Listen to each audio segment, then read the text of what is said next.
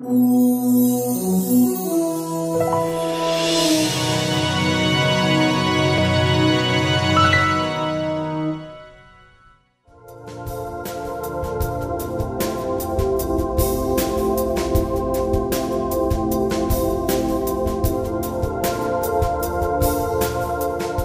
everyone. You're at the right presentation. This is for site builders. So, everyone okay?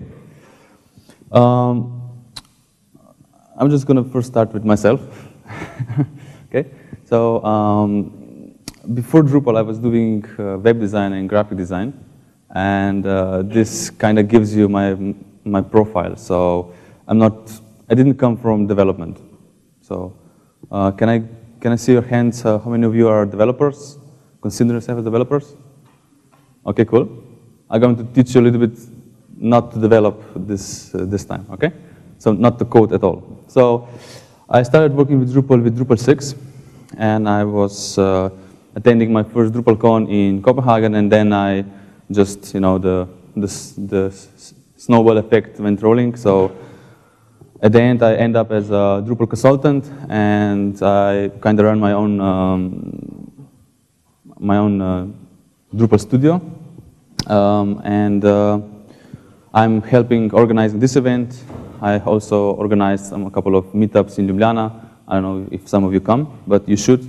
We have meetups every 2 months. So you're all welcome to get there, and then we have presentations. You could talk to other Drupal developers and so on. And okay, that's all about me. Just to give you my profile. So you're here to build Drupal website, right?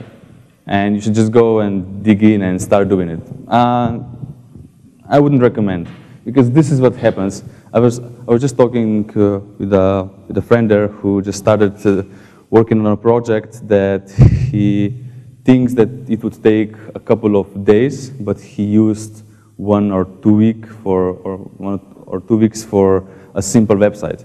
And probably that's because he didn't do any research before that. So let's go into the basic of Drupal. What do you need to get it running? So, well, here you have your specifications, but just simply put, any PHP common web hosting will do. Or if you download your MAMP or WAMP LAMP stack on your local environment, that will do. One thing that I really suggest you to check is the PHP memory limit. Drupal is very expensive with this memory limit, so try to get it as much as possible. The recommended one is 32, I think, megabytes, but just go with more, I guess. So if you do have some more advanced skills, and if you have SSH access, so for example, if you're doing your local development on your Linux local machine or whatever, check Drush.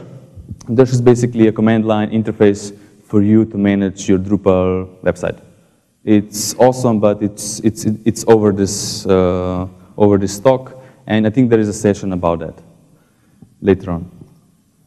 So do your research before you start, downloading modules and doing stuff and cursing why it's not working and so on. I really would suggest that I put here some companies. I'm not trying to promote them or something, but this is done. Those videos and those tutorials are done by people who know what they're doing, and you want to learn from the best. And imagine yourself that you will be rebuilding your website or your project from ground up again and again and again. That's how learning works. You cannot just build something and that's it. It's not working like that. I mean, I was working probably 2 years before I could say that I can now give really professional service to other companies and so on. So it takes time. The learning curve is very steep, and I'm sorry. And it's not probably my fault, and yeah, I don't know why I'm sorry. So Yeah, so you will probably be building you will probably be building app that project over and over again. And one thing that I noticed that is very useful is to use forums or IRC, where you can quickly go there and ask someone for a question. For example, how do I make some event calendar on my website? And there will someone will be on that channel, and he can give you some advices, what to use, and so on. That's very nice. So I do know that all of those, forum and all that with the new Facebook area and so on, it's kind of outdated. But geeks still do hang out on that kind of channels. Another very important point is that don't look for a module to solve your problem. So if you want to build an image gallery, don't look for a module that builds up image gallery. It just doesn't work like that. So instead, try to find a solution for a problem, and that solution will probably contain a couple of modules, a couple of configurations, and so on. I know it may sound a little bit too much for the beginner, but at the end, you build your own solution. So that means that if you have a change request, you can easily change it, right? So, but if you just download a module that does image gallery, you're kind of stuck with their solution, okay?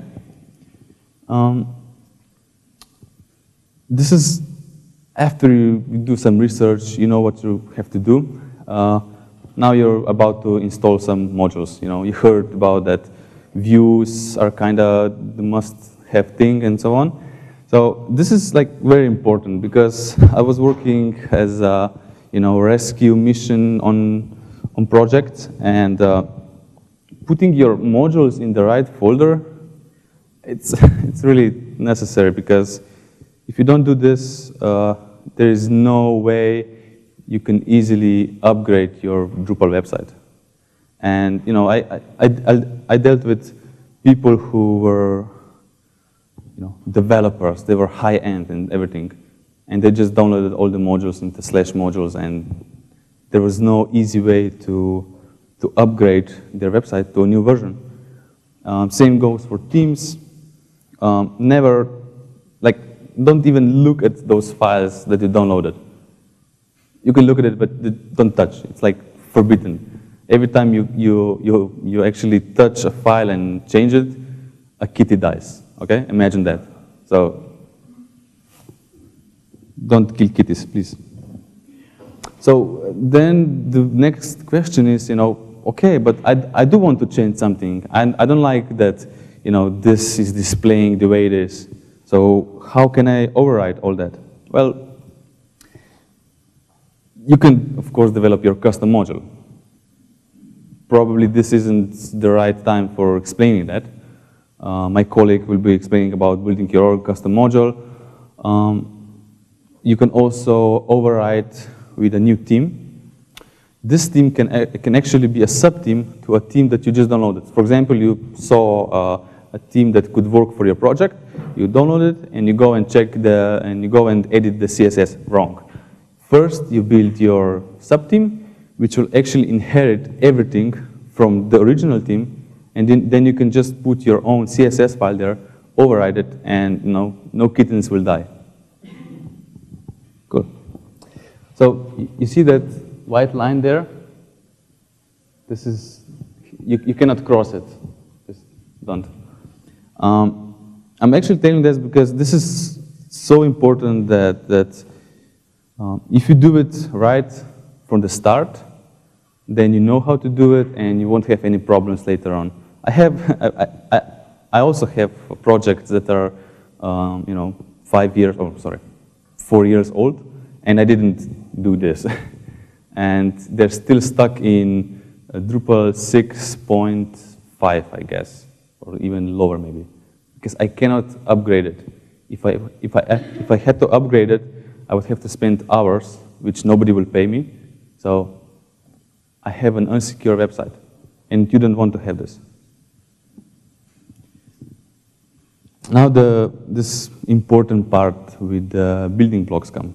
So how can I use the Drupal features to build up a website? So let's first check your tool set. So the first thing that you will probably notice and the first thing that you will do on your Drupal website is go and add content and add page, add basic page.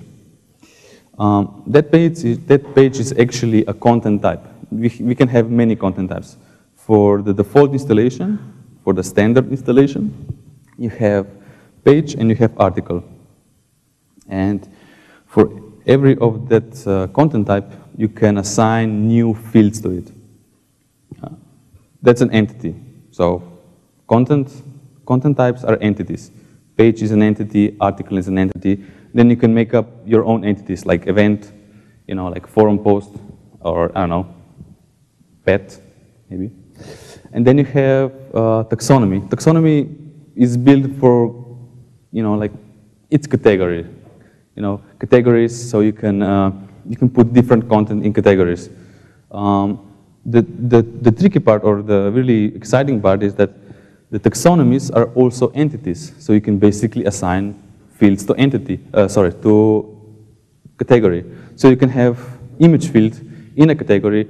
So if you have categories like apple and bananas and whatever, you can put images of apples and bananas. Right?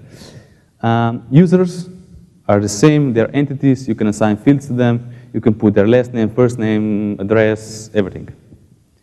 This really gives you such a power to build up your website. And with only this, you can, in the database layer, what data you can put into the database. It's very powerful. I'm not touching the how to render it. That's a completely different story. You will have to go to another session for that. But I'm just how to build up your, let's say, a proof of concept of your website. We have many different fields: text field, image, address, link, really any kind of metadata that you can imagine that you could use, that you could attach to a page, to an article, for example.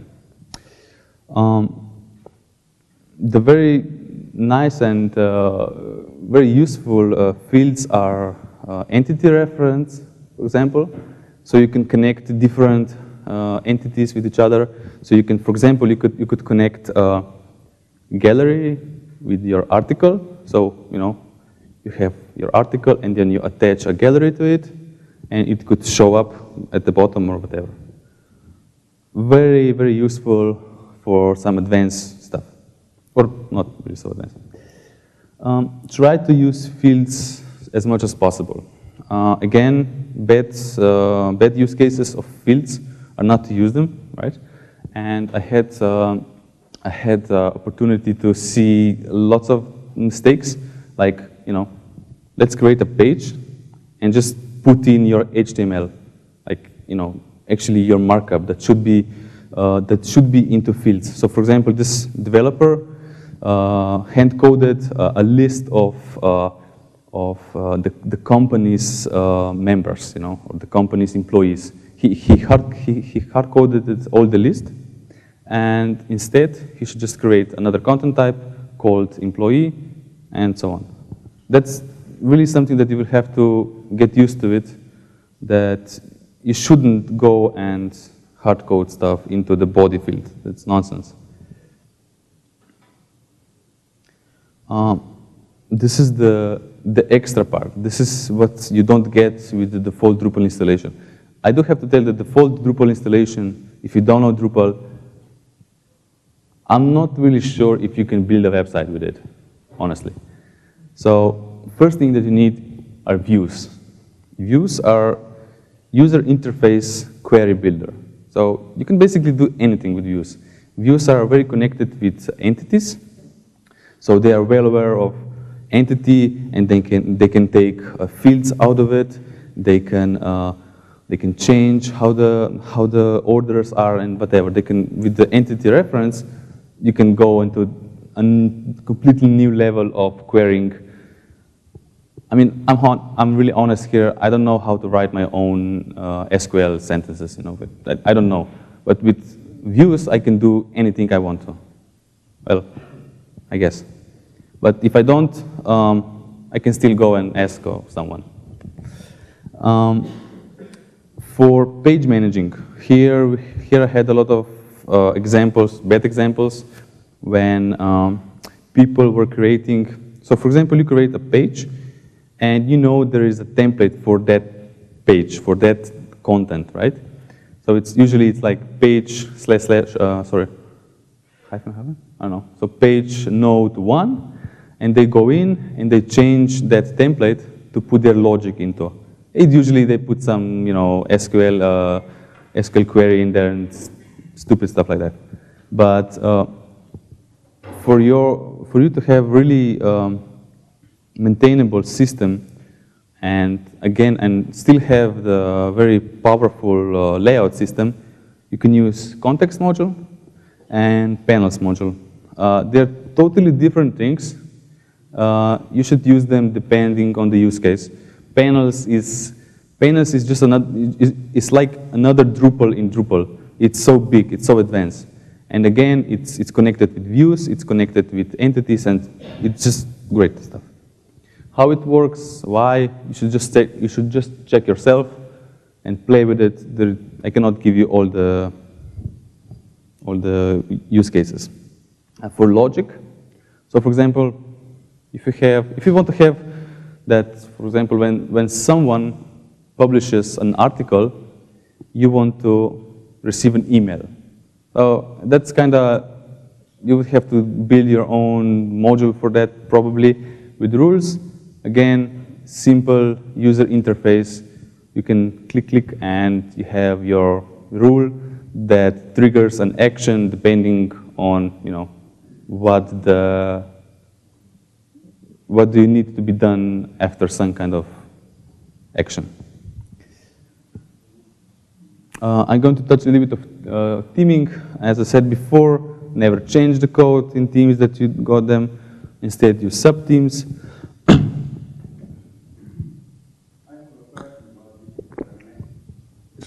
Sure. If you, do I need microphone? Yes. Okay.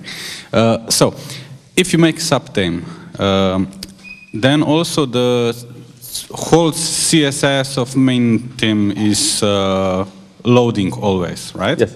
So, my question is, isn't it just better to make your own theme from the start and just use, just put inside what you need and forget about subthemes?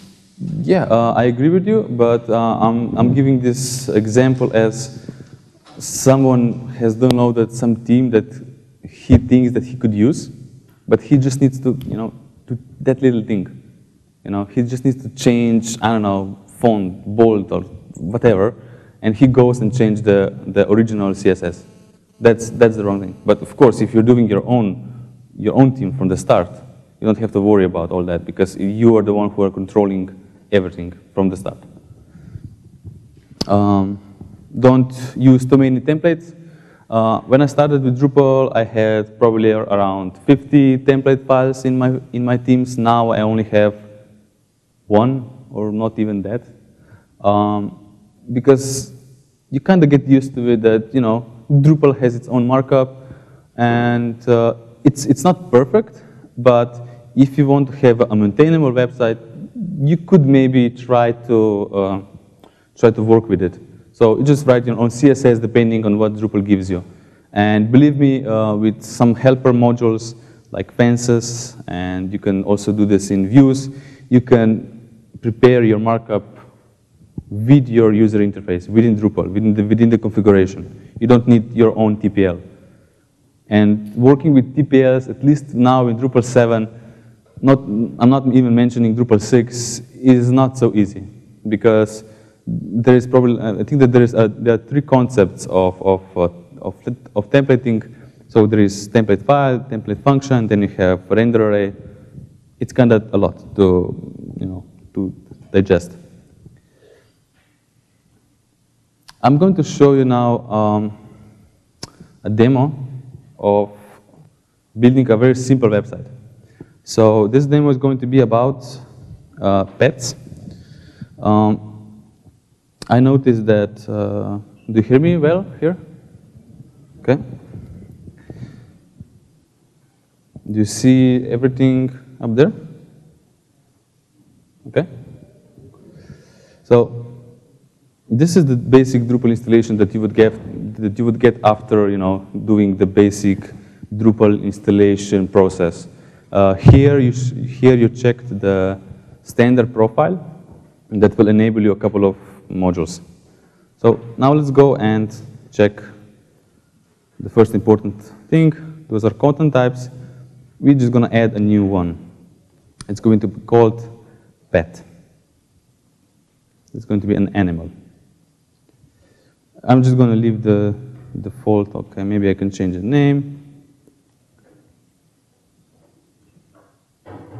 Saving now my content type. Okay. Okay, now let's go and check. Okay, so now I have article, basic page, and a pet that I can create. This pet has a name, has a body. Okay, I would need more. Like if I want to publish a pet on my website, maybe I need what kind of pet that is. So let's go and create a new vocabulary. So now you can see the default vocabulary is text. That's not really what I want. I want species.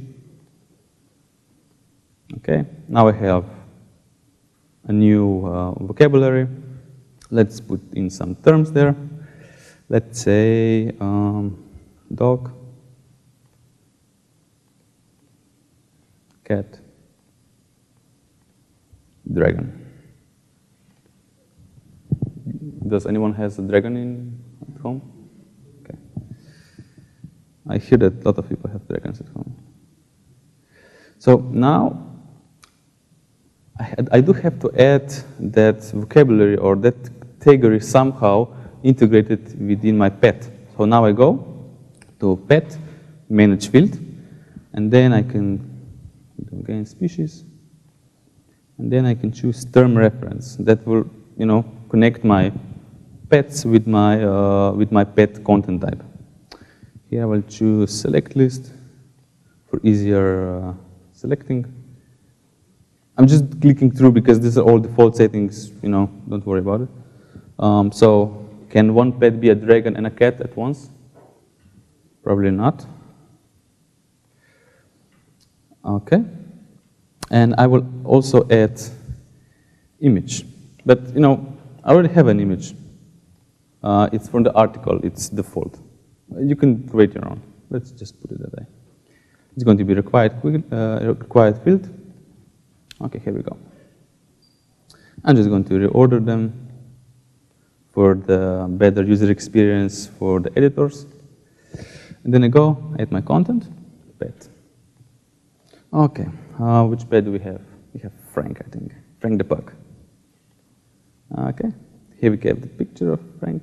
Oh, Frank pug. And he's a dog, of course. Okay. Cool. So now we just created a content called Frank the pug, and we enclosed the image. We enclosed the, we kind of did the categorization with it. And if you go to the homepage, we can see that it's on the list of the new articles, blah blah blah. Well, the one thing that I would need to see is that if I go to the front page, I want to see the picture of him. So then I go to structure again, content types, pet. Then on the right of the manage field, you have display, manage display, and you have two views, default and teaser. Teaser is the one that it's shown on the front page or on the category page. You will see.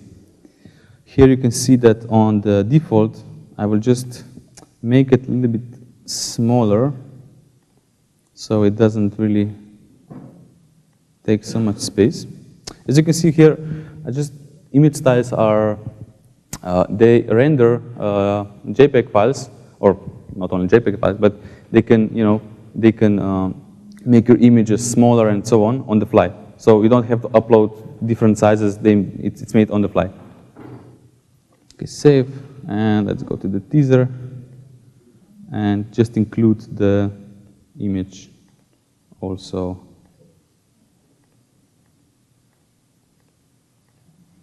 linking the content. Okay. So if I go now back to the home page, I see Frank the Puck on the front page with this image, and click on it and I see more. So let's go one step further, and let's imagine that we enabled other users to actually put in their own pets. Yes? Okay. So we enabled, okay. Oof. So let me show you what's the difference now. We have 3 new users, and they all inserted their own pet. If I go to the front page, you can see that there is mine, Frank, and there is Garfield, Toothless, you know, the dragon. Yeah. What? That's not right. And Scooby-Doo from Shaggy. Now, that's all okay, but I want to have a list of all the users that, you know, put in their favorite pet. For this, I will use views. Views is, it's kind of, views will be in core for Drupal 8. So it's so important that we decided, so the developers decided that it should be in core. Okay? We go down here.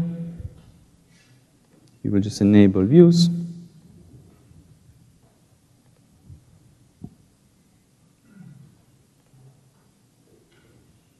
So this installation, the only thing that it's extra here is the module views that I just enabled. So before that, I used the default installation. Now,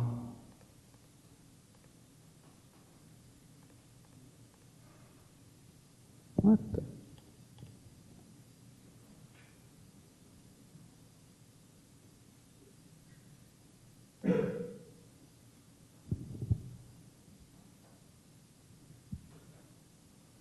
Okay.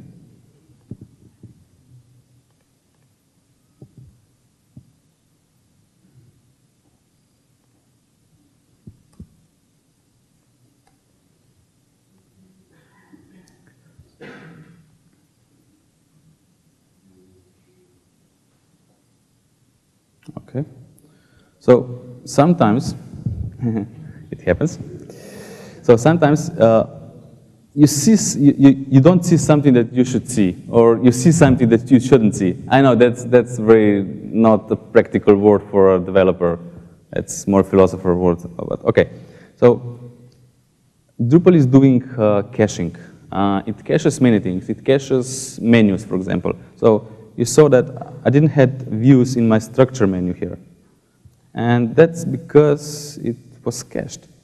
And to clear the cache, you should go to Configuration, Performance, click Clear all the cache, and all your problems are going to waste.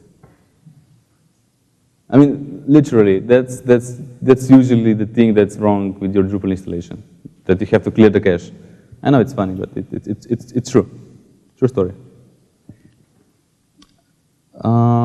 So I'm now going to create members list. It's going to be a page. It's going to be /members, and I'm going to show all the users, and I'm going to show with the list in the pager.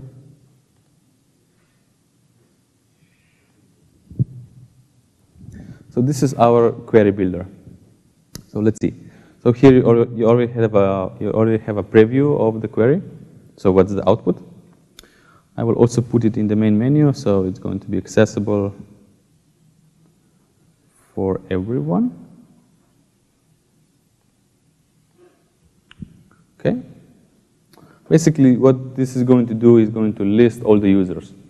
I know it's kind of nothing, but that's actually just a start what you can do. For example, I can show you that I can add fields. So for example, if you have a user, you have different fields. I can put their emails, which will make this site totally, privacy issue, but okay. I'm just going to use it as a test. Or nah, let's do it for the last login or last access, whatever. I'm going to display all that data, and apparently nobody logged into this website, but I did a couple of minutes ago. I'm going to save this, close, and then you have your members page.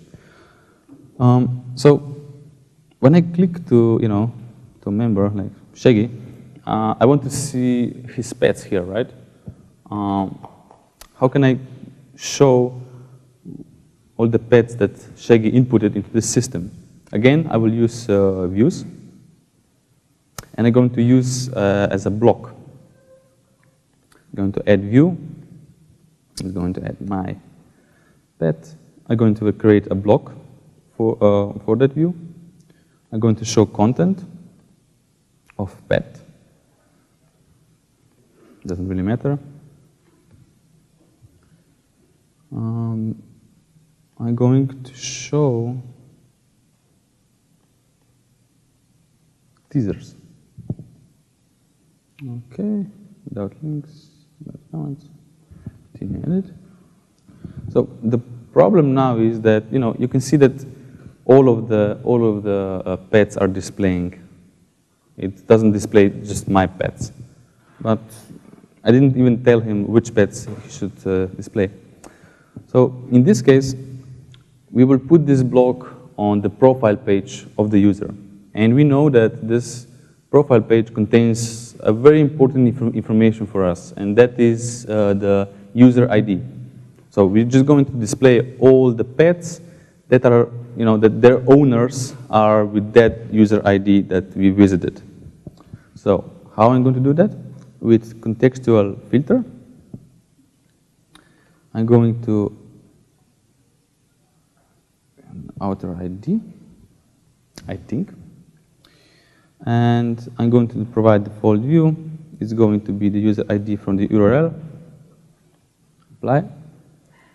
And now if I just put my ID, which is for admin, it's always 1, you could just see only my pet here.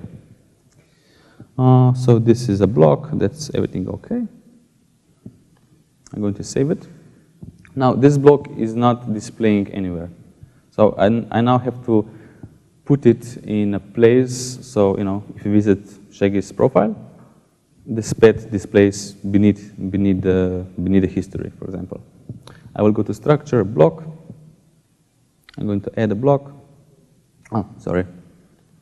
I'm not going to add a block. I'm just going to structure blocks.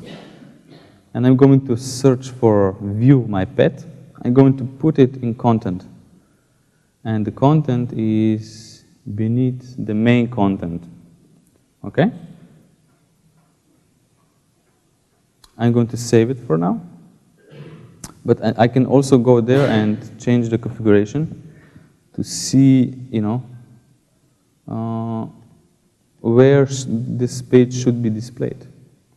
So I'm going to only show it on the user/something page. Because every user has his page, like, for example, my page is 1, so, and another one is 2. I mean, there is no way I could just put every one of them here. I can just use this asterisk, and it will be true for every user page. Let's go to Shaggy, and now Shaggy has its own pet underneath his profile. So if I go now to members, I can click to hiccup, and he has his dragon, which I don't even know what this is. Okay, never mind. So this is a very quick presentation of what can you do in 15 minutes in terms of site building.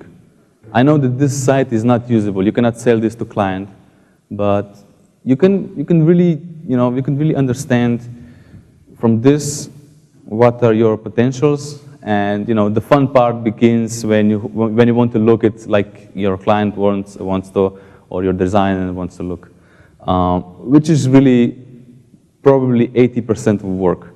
But imagine yourself that you would put me in front of, you know, any other, or let's say non-CMS, and give me a mission to create a page where everyone could create their own pet profiles. You know, I did this in 15 minutes. I don't know if you would be coding that. I'm not really sure if it's going to be faster than this, because I don't believe it. So, but that's it. If you have any questions, I would like to answer them regarding, you know, building and everything. Please. No one? Is there a way to manually edit views? For example, you create views with this, you know, like, and is there a way to export this view into some kind of text file and edit queries manually or something like this? Views are they're actually never transported, they're never transformed into query, not before they really end, you know, like the end, because every view is actually an object in programming sense. So, but you can hook into it with your module and do a lot of things, but you cannot really change the, you know, the SQL query, I believe. I mean, that wouldn't even make sense. But the things that you can do with this interface are really, you know, you can do a lot. So left join and so on. This is not really a problem here. I don't even understand how the query works behind it, but I do know which of the connections I have to do to get my results. That's probably just because I did a lot of them, and that makes it work. Anything else? You mentioned you don't suggest for people to use the default block system. Yes. You used it anyway later, okay, but no, okay. I'm not Sorry trying to. Why do you advise against it? So, okay, in this case, it was, you know, it was obvious that I wouldn't go, and, you know, this wasn't really advanced case.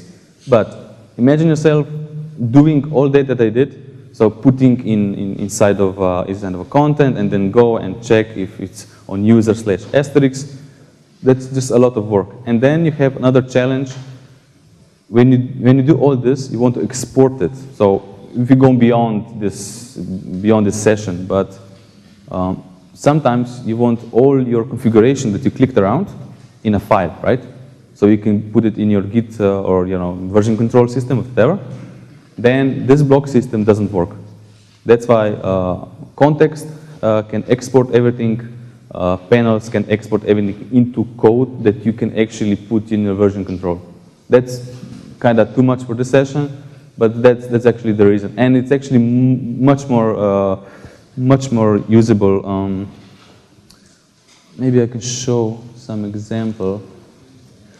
There's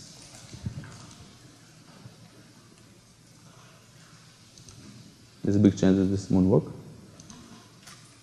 Okay, so here is something that I was playing around with. So, okay, this is context in work, configure layout, and front, height.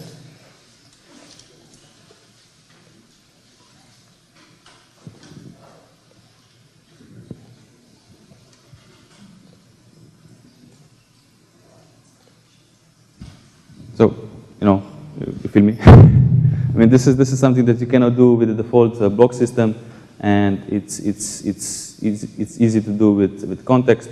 Here, for example, I have context for front page and for side wide, and it's just more organized way of configuring your blocks. And it also has all this neat, you know, front end stuff like this configuration of the layout.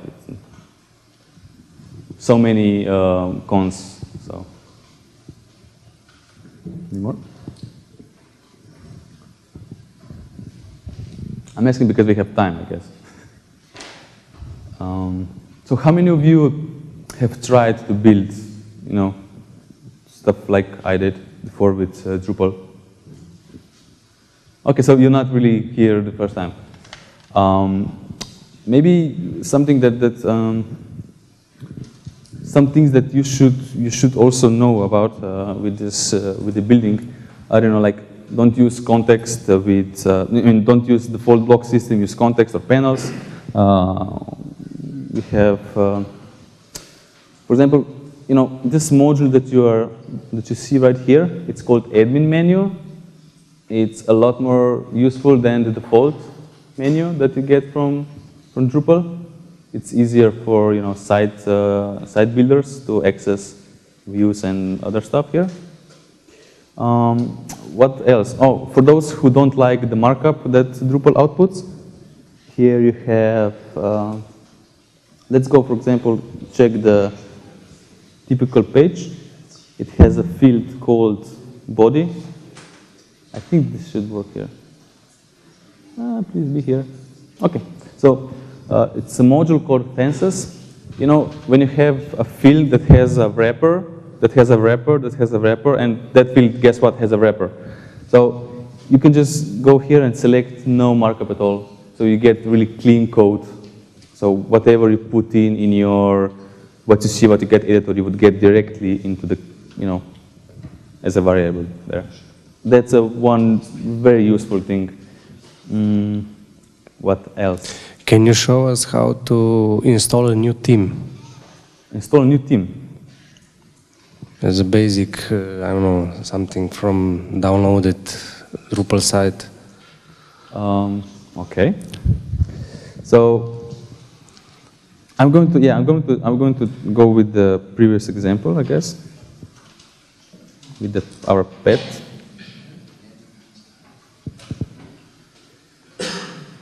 That's okay. Because this is the default theme, and many of other users would like to change it to something, I don't know, they found on Drupal.org. Yeah, so the most important part is that you put your theme into your folder. So here is the default Drupal installation. You can see that I didn't use the themes folder for any themes, right? That's the right way. So I go sites, all, modules and themes, and you should put every theme that you download to this folder here. I'm not sure if I want to waste this time in downloading a theme right now. I can show you, for example, how to do it with Drush, for those who don't know what Drush is. So this is the command line tool. And let's find Drupal theme. I know, I suck at Googling. Okay, let's find something nice. Let's download Dunland. Okay. So Drush, download Dunland. This command will automatically download all of my files into sites, all themes, Dunland. And now if I go back to my original site, go to appearance, you can see that my theme is here waiting for me to enable it and work on it.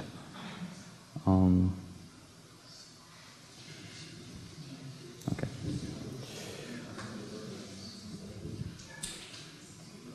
This tool, maybe, I mean, it is meant for developers, but I came from graphic design, but when I started using that, I mean, it's just great, and it has so many more features.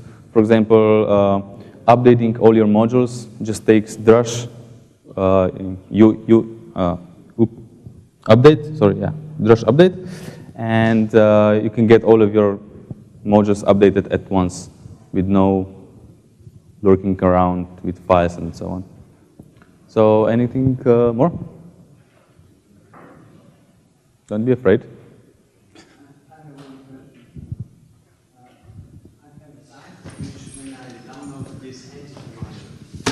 Crashes. Do you have any advice do you have any advice how to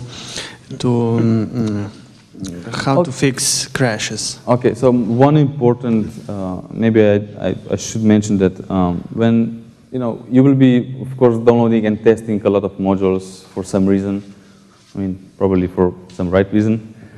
And the things that you need to check for each module is how many downloads it has and how many how many sites are using that module. If it looks suspiciously, abandoned module, just don't use it. Really, try to find another solution. For your case, I'm definitely sure if you download the development version instead of the stable one, you should get better results. So when you go downloading, you have modules, and with the green background, all the stable releases are marked. But in some cases, stable releases are not really stable, but not because of the modules itself, but because of the other modules that you enabled, some other modules that you have on your site, which are ongoing development. And that's why sometimes you just need the latest development version so the other modules can actually talk to it. That could be your case. I mean, I had a lot of that cases with entity, actually everything connected with stuff like that, because this is really in development. It's hardcore stuff, and yeah, it is like that. So try to pick modules that are, for example, a good case is when you see a warning, at the top of the module saying this is deprecated. It's deprecated, right? Don't use that, and usually the module maintainers provide a link to some other module that does the same work, but it's actually maintainable. Because you don't want to use something that nobody else uses and nobody else supports, and then when you want to do some changes, you have nothing. So that's very important, I guess. Yes?